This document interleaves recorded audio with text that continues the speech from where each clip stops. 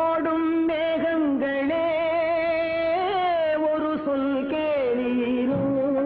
அனைவருக்கும் வணக்கம். நாங்க ஈரோடு மாவட்டம் திண்டல் பகுதியில இருக்க வெள்ளாளர் மெட்ரிக் ஹையர் செகண்டரி ஸ்கூல்ல இருந்து வரோங்க. இங்க வந்து பரிசுத்துறை சித்தர் கோயிலுக்கு இன்னைக்கு ஃபர்ஸ்ட் டைம் போயிட்டு வந்திருக்கோம் எங்க குழந்தைங்க. இது உண்மையாலுமே ரொம்ப பெரிய விஷயம். இங்க வந்து நாங்க பாக்குறப்பதான் தெரிஞ்சது 21 வனமா ஒரு செட்டப்ல 162 தெய்வங்கள் வந்து ஒரே இடத்துல அமைச்சு வச்சிருக்காங்க. இதை வந்து பார்க்கும்போது மனதிற்கு ரொம்ப அமைதியா இருக்குங்க, மன நிம்மதி கிடைக்குது.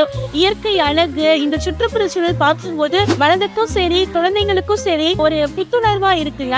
நம்ம டீட்டெயில்ஸ்ல கூட நம்ம ஃபேமிலியா வரலாம், வந்துட்டு அமைதியா நம்ம வந்துட்டு நல்லா தியானம் பண்ணக்கூடிய ஒரு பெஸ்ட் பிளேஸ்னே சொல்லலாம். ரொம்ப பிடிச்சிருக்கு இந்த கோயிலோட சுற்றுச்சூழல் எல்லாமே. இன்னும் நிறைய பேருக்கு இதை பத்தி தெரியாம இருக்கும். இந்த வீடியோ பார்த்துட்டு திருப்பியும் வந்து எல்லாரும் வாங்க. நீங்க நிறைய இடத்துக்கு ஃபீல்டு ட்ரிப்ல கூட்டு போயிருப்பீங்க. ஆல்ரெடி நாங்க நட்டாக்கீஸ்வரன் கோயில் போயிருக்கோம். ஓ சரி சரி, இன்னைக்கு நம்ம ஈரோடு லொக்காலிட்டியில என்னென்ன பிளேஸ் இருக்கோ அதனால இதை சர்ச் பண்ணி பார்த்தோம். இது குழந்தைங்களுக்கும் நிறைய தெய்வங்கள் வந்து ஒரே இடத்துல அமைஞ்சு எல்லா தெய்வங்கள் பத்தியும் நாங்க எக்ஸ்பிளைன் பண்ணி சொன்னோம். காவேரி அம்மன் கங்கை அம்மன் எந்த மாதிரி சாமிக்கும் அதே மாதிரி கண் வந்து ரொட்டேட் ஆச்சு.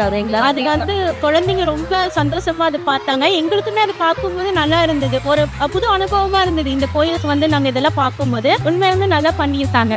கோயில் சாமிகள் மட்டும் இல்லாம மனுஷங்களை தெய்வமானவங்க வச்சிருக்கீங்க, அதுவும் நல்லா இருக்கு. குழந்தைங்களுக்கு எல்லாத்துக்கும் அதை டிஸ்கிரைப் பண்ணி சொன்னாங்க, அவங்களுக்கும் நிறைய விஷயம் தெரிஞ்சிச்சு. இந்த ஃபர்ஸ்ட் வனம் என்னன்னு பாத்தீங்களா? என்ன வனம்?